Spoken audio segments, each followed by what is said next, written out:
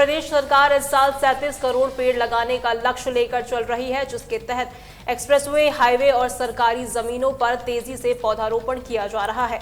इसी कड़ी में सोमवार को वन मंत्री अरुण सक्सेना ने लोगों से एक पेड़ मां के नाम अभियान में शामिल होने की अपील की।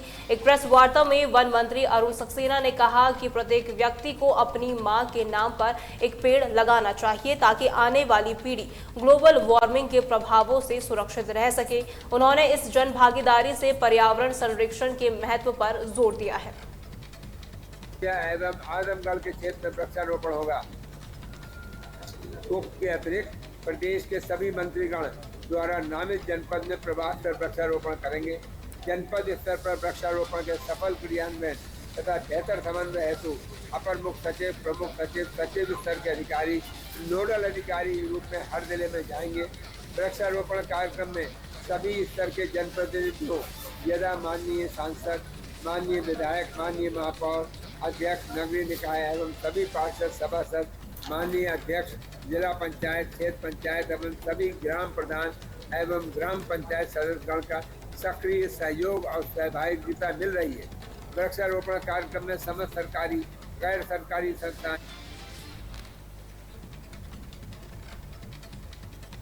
मुख्यमंत्री योगी आदित्यनाथ ने कौशाम्बी जिले को बड़ी सौगात देते हुए बंजनपुर नगर पालिका परिषद के तन्नापार में गरीब और जरूरतमंद परिवारों के लिए 5.67 करोड़ की लागत से भव्य कल्याण मंडपम के निर्माण को मंजूरी दी है। सोमवार को 101 ब्राह्मणों द्वारा वैदिक मंत्रोच्चार के बीच भूमि पूजन के साथ इस बहुप्रतीक्षित निर्माण कार्य की शुरुआत हुई। बीजेपी जिला अध्यक्ष और नगर पालिका अध्यक्ष की मौजूदगी में भूमि पूजन किया गया। नगर पालिका अध्यक्ष वीरेंद्र सरोज ने कहा कि ये भवन गरीबों की दुआओं का प्रतिफल है और मुख्यमंत्री योगी आदित्यनाथ ने कौशाम्बी की जनता के लिए ये सौगात भेजकर अपनी संवेदनशीलता दिखाई है। उन्होंने भरोसा दिलाया कि अगले 1 साल के अंदर ये मंडपम बनकर तैयार हो जाएगा, जिसमें सभी आधुनिक सुविधाएं उपलब्ध होंगी। नगर पालिका क्षेत्र के अंतर्गत रहने वाले या जो लोग यहाँ तक पहुँच सकते हैं, उनके शादी, विवाह आदि उत्सव के लिए एक कल्याण मंडपम का निर्माण किया जा रहा है। सरकार की ओर से पूरा प्रयास है कि किसी भी वर्ग का कोई भी व्यक्ति अपने उत्सव आदि मनाने के लिए कहीं दर दर भटकना न पड़े। नगर पंचायत, नगर पालिका, यहाँ तक कि अब ग्रामों में भी शादी उत्सव गृह बनाए जा रहे हैं। सबसे पहले मैं भारतीय जनता पार्टी का आभारी हूँ, जो मुझे भारतीय जनता पार्टी की वजह से सबसे पहले मैं नगर पालिका चेयरमैन, जो भारतीय जनता पार्टी ने मुझे बहुत से आने के बाद टिकट दिया और यहाँ की जनता ने जनादेश दिया, उसके शुभ अवसर पे मैंने चेयरमैन बना। मैं सबसे पहले देश के आदरणीय प्रधानमंत्री जी का और उत्तर प्रदेश के आदरणीय योगी जी का, कौशाम्बी जिला के हमारे माटी के लाल श्री केशव प्रसाद मौर्य जी डिप्टी सीएम। लखनऊ से श्रावस्ती जा रहे कांग्रेस नेता नसीमुद्दीन सिद्दीकी का बहराइच में जोरदार स्वागत हुआ। इस दौरान उन्होंने उत्तर प्रदेश की कानून व्यवस्था को लेकर प्रदेश सरकार पर जमकर हमला बोला। नसीमुद्दीन सिद्दीकी ने कहा कि आज प्रदेश भर में अपराध इस कदर बढ़ गया है कि दबंग घरों में घुसकर लोगों को गोली मार रहे हैं, वहीं बहन बेटियों के साथ बर्बरता की जा रही है। उन्होंने सरकार के जीरो टॉलरेंस के दावों पर सवाल उठाते हुए कहा कि लोगों को अब प्रदेश की कानून व्यवस्था की वास्तविकता स्थिति पर विचार करना चाहिए। क्या है क्या बहन बेटियों की इज्जत लूटना, नाबालिग बेटी की वहाँ रामपुर में इज्जत लूटी गई विरोध का, और उसके बाद उसकी हत्या कर दी गई। हाथरस में नाबालिग बेटी विरोध की इज्जत लूटी गई और इसके बाद उसकी रात को पुलिस ने पेट्रोल डीजल डाल के जला दिया। कानून है कहाँ? महंगाई आसमान पे, बेरोजगारी मुंह खड़ी है और कहते हैं कि जीरो टॉलरेंस है, यहाँ पे अपराध नहीं है। पुलिस लगातार दिन दहाड़े लखनऊ में जज के घर में। मुख्यमंत्री की महत्वाकांक्षी आकाशात्मक विकास खंड 2024-25 योजना के तहत जारी रैंकिंग में गाजीपुर के देवकली ब्लॉक ने पूरे उत्तर प्रदेश में तीसरा स्थान हासिल किया है। इस बड़ी उपलब्धि के लिए प्रदेश सरकार ने देवकली ब्लॉक को 1 करोड़ का विशेष विकास अनुदान दिया है। ब्लॉक प्रमुख प्रतिनिधि उपेंद्र यादव ने इस सफलता का श्रेय पूरी टीम और जनता को दिया। उन्होंने कहा कि उनका एकमात्र उद्देश्य देवकली का चौतरफा विकास करना है, चाहे वो सड़क, नाली, स्वास्थ्य या शिक्षा से जुड़ा हो। यादव ने बताया कि 1 करोड़ की धनराशि का उपयोग पूरी पारदर्शिता के साथ उन योजनाओं में किया जाएगा जो सीधे जनता के जीवन में सुधार लाएंगी। तो बधाई आपको देना चाहते हैं।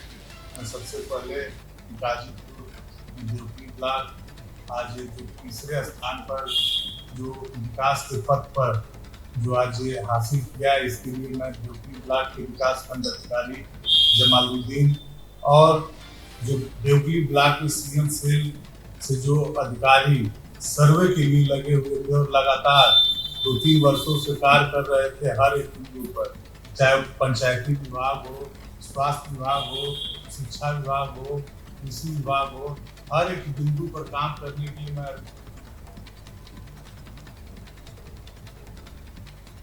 सोमवार को सहारनपुर पुलिस और बदमाशों के बीच हुई मुठभेड़ में 1 लाख के इनामी बदमाश अरमान उर्फ सिप्पी को गिरफ्तार कर लिया गया। हालांकि उसके 2 साथी अंधेरे का फायदा उठाकर भागने में कामयाब रहे। पुलिस की गोली बदमाश के दोनों पैरों में लगी है, जिसके बाद उसे अस्पताल में भर्ती कराया गया है। उसके पास से अवैध पिस्टल, कारतूस और बिना नंबर की बाइक बरामद की गई है। बता दें, अरमान गागलहेड़ी क्षेत्र में 6 महीने पहले हुई हत्या के मामले में फरार चल रहा था। फरार बदमाशों की तलाश में कॉम्बिंग की जा रही है। देखिए, जो मामला है ये 2/2025 मुकदमा जो थाना गागलगढ़ी में लिखा गया था, जिसमें धारा 103, 332, 61, 191 और 190 BNS में और धारा 3/25 जो आर्म्स एक्ट में वांछित चल रहा था, नृशंस हत्या हुई थी। इसमें बेसिकली एक प्रॉपर्टी जो विवाद था, उस प्रॉपर्टी विवाद में जो योजना बनाई गई थी उसमें सुपारी देके जो शूटर है उसको बुलाया गया था और उसने जो है वो घर में घुस के जो सुरेश राणा और काका, उनकी जो है गोली मारकर हत्या कर दी थी और ये बड़ी नृशंस हत्या हुई थी और इस पर हमारी टीमें लगी हुई थी। और इसमें आज जो मेन शूटर अरमान उर्फ दीपू उर्फ सिप्पू लेकिन जगसीर सिंह, ये रहने वाला जो है ग्राम सालीवाला रोड, चौटाला थाना, डबवाली सदर जिला उनका हरियाणा का है। तो इसकी आज गिरफ्तारी हुई और ये पुलिस मुठभेड़ के दौरान गिरफ्तार किया गया है। जैसा कि अभी श्रीमान एसएसपी महोदय द्वारा इस घटना के बारे में थोड़ा संक्षिप्त जानकारी दी गई है। अभी जैसा कि आप लोगों को पता होगा कि गागलहेड़ी थाने में मुकदमा संख्या 2/25 302 का जो दर्ज हुआ था, जिसमें जो शुरू में विवेचना हुई थी, विवेचना में ये आया था कि इसमें 2 जो व्यक्ति हैं, प्रमोद और मोनू, जो हरियाणा के रहने वाले, उन्होंने शूटर हायर करके और इस हत्या को अंजाम दिया था।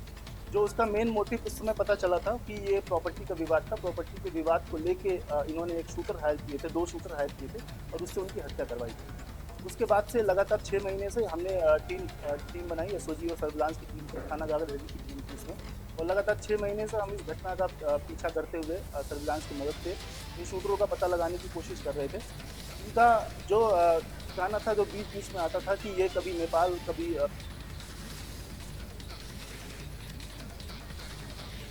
अमरोहा जिले की आदमपुर थाना पुलिस ने ऑपरेशन त्रिनेत्र के तहत चोरी की वारदातों का पर्दाफाश करते हुए कबाड़ी गैंग के 3 शातिर चोरों को गिरफ्तार किया है। आरोपियों के कब्जे से लाखों रुपए का चोरी का सामान बरामद किया गया है। पुलिस ने बताया कि गिरफ्तार चोरों में मोहम्मद शाहरुख, अयूब और शेर खान शामिल हैं। इनके पास से 4 बैटरियां, 6 इन्वर्टर, 4 स्टेबलाइजर, करीब 10 किलो कॉपर वायर बरामद की गई है, जिनकी कुल कीमत लगभग 1 लाख है।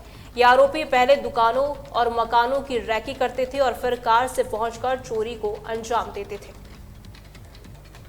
थाना आदमपुर पुलिस द्वारा विगत दिनों चोरी की लगातार घटना के मद्देनजर स्थानीय सूचना संकलन व सीसीटीवी कैमरे की फुटेज की मदद से साथी चोरों के गिरोह का पर्दाफाश किया गया है। इनके कब्जे से 4 बैटरी, 6 इन्वर्टर व 4 स्टेबलाइजर और 10 किलो लगभग कॉपर का तार व 5 किलो स्क्रैप तार बरामद हुआ है, जिसकी कीमत लगभग 1.5 लाख रुपये है। साथ ही चोरों के पास से एक किया सेल्टोस गाड़ी व कुमल काटने का उपकरण भी बरामद हुआ है, जिसमें 3 लोगों को गिरफ्तार किया गया है। मोहम्मद शाहरुख निवासी शहरनगरी, आयुष निवासी हयातनगर संभल, शाहरुख उर्फ शेर खान थाना रजपुरा संभल व इनके 3 साथी फरार हैं। अभी थाना रहरा व आदमपुर में सुसंगत धाराओं में अभियोग पंजीकृत कराया गया है। अभियुक्तों को गिरफ्तार कर माननीय न्यायालय पेश किया जा रहा है। आजमगढ़ जिले के रौनापार थाना क्षेत्र में दो पक्षों के बीच हुई मारपीट का एक वीडियो सोशल मीडिया पर तेजी से वायरल हो रहा है। वीडियो में लाठी डंडों से मारपीट और गाली गलौज साफ दिखाई दे रही है। जानकारी के अनुसार ये वीडियो रौनापार थाना क्षेत्र के चालकपुर गांव का है, जहां जमीन विवाद के चलते पुराने रंजिश में ये मारपीट हुई है। वीडियो के वायरल होने के बाद स्थानीय पुलिस जांच में जुट गई है। एसपी ग्रामीण चिराग जैन ने बताया कि इस मामले में मुकदमा दर्ज कर लिया गया है और तथ्यों के आधार पर कानूनी कार्रवाई की जाएगी। देखिए, थाना रौनापार के गांव चालाकपुर से एक वीडियो संज्ञान में आया जिसमें दो पक्षों में आपस में मारपीट हो रही है। जब प्रथम दृष्टया जांच में तब थाना प्रभारी से कराई गई तो जानकारी हुई कि इसमें पुरानी जमीनी विवाद की रंजिश चल रही है, जिसके कारण पक्षों में मारपीट हुई है। इसमें प्रमिला यादव की तरफ से मुकदमा पंजीकृत कर लिया गया है। आगे की विधिक कार्रवाई की जा रही है। कांग्रेस की प्रदेश कार्यकारिणी के निर्देश पर मंगलवार को बांदा में आम जनता को जागरूक करने के लिए कार्यक्रम आयोजित किया गया। इस कार्यक्रम के दौरान कई लोगों ने कांग्रेस की सदस्यता ग्रहण की, जिसके बाद पार्टी के वरिष्ठ नेताओं ने उन्हें शपथ दिलाई। कांग्रेस जिला अध्यक्ष राजेश दीक्षित की अगुवाई में आयोजित इस कार्यक्रम का मुख्य उद्देश्य आम जनता को भाजपा सरकार की नीतियों के प्रति जागरूक करना था। कार्यक्रम में मुख्य अतिथि मोहाबा के पूर्व विधायक जगदीश नारायण शर्मा ने उपस्थित लोगों से देश और प्रदेश में कांग्रेस की सरकार बनाकर संविधान को बचाने की अपील की।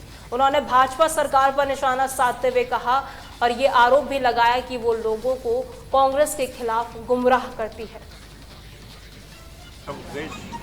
हमारे प्रदेश कांग्रेस कमेटी की तरफ से हर जिले के जो कार्यकारिणी बनी है उनको एक्टिव करना, उनके पदाधिकारियों का स्वागत सत्कार कर उनका माल्यार्पण किया जाएगा।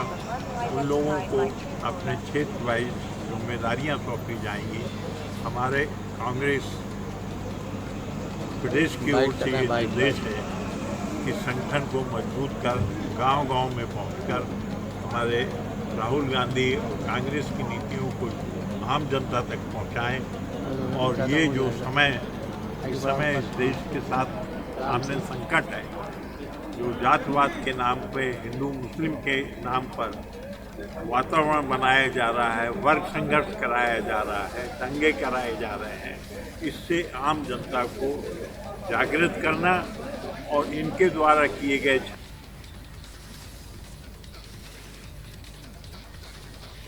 गाजियाबाद नगर निगम द्वारा ढबारसी गांव में बनाए गए कूड़े घर को लेकर स्थानीय ग्रामीणों का विरोध लगातार जारी है। पुलिस ने इस संबंध में ग्रामीणों के खिलाफ मुकदमे भी दर्ज किए हैं। सोमवार को कूड़ा से भरा एक डंपर अनियंत्रित होकर सड़क पर पलट गया और 11,000 वोल्ट की बिजली की लाइन तोड़ दी। इस घटना से ग्रामीणों में भारी आक्रोश है। गनीमत रही कि जिस समय डंपर पलटा उस समय मौके पर कोई मौजूद नहीं था, जिससे एक बड़ा हादसा होने से टल गया। जो है प्रशासन की जबरदस्ती है, उन्होंने छोटा रोड है इस पर जला रखे हैं डंपर, बुरा गंदगी आ रही है सारी गाजियाबाद की शहर की। यहाँ कोई लेना देना इसका है नहीं, यहाँ को जबरदस्ती चला रखे हैं। इसने जो आके यहाँ डंपर वाले ने इन्हें जो छोटा रास्ता पलट दिया। ये अभी यहाँ बहुत शराब पी के डंपर वगैरह चलाते हैं, यहाँ बहुत छोटा रास्ता है। और ये अभी यहाँ बिजली विभाग वाले भी काम कर रहे थे, कुछ जंगल में नाले में भी काम कर रहे थे। बहुत बड़ी दुर्घटना हो सकती थी यहाँ। हम पुलिस निर्माण भी है यहाँ आई हुई, पुलिस महकमा भी है यहाँ। हम तो उनसे यही कहना चाहते हैं, जिस गांव पैसे कमा रहा है इनसे, उस गांव में को ये रास्ता दे के उधर क्यों चलाया जाए। ढबारसी क्षेत्र में डंपिंग ग्राउंड चल रहा है, गाजियाबाद का वहाँ कूड़ा लाया जा रहा है। और हम लोगों ने पहले 57 दिन धरना भी दिया है। उसमें प्रशासन का ऐसा दबाव हुआ और उस दबाव में हमारे क्षेत्र की जनता तितर-बितर हो गई, जिस कारण वो धरना नहीं चल पाया। और अभी क्या हुआ कि ये डंपर ग्राम नाहल के मोड़ से ढबारसी के लिए जा रहा था, जहाँ पर डंपिंग ग्राउंड बना है। बहुत तेज़ी से तेज़ रफ्तार जा रहा था। यहाँ पर हमारे नाहल के 7 बच्चे जो अपने खेतों में काम कर रहे थे, और वो बच्चे बाल बच्चे हैं। और बिजली विभाग के लोगों ने, जिन्होंने यहाँ पर सिट डाउन ले रखा था, वो लाइन पर काम कर रहे थे। अगर सिट डाउन लिए हुए ना होते। उत्तर प्रदेश की खबरों में फिलहाल के लिए इतना ही। देखते रहें तहलका डिजिटल 24/7।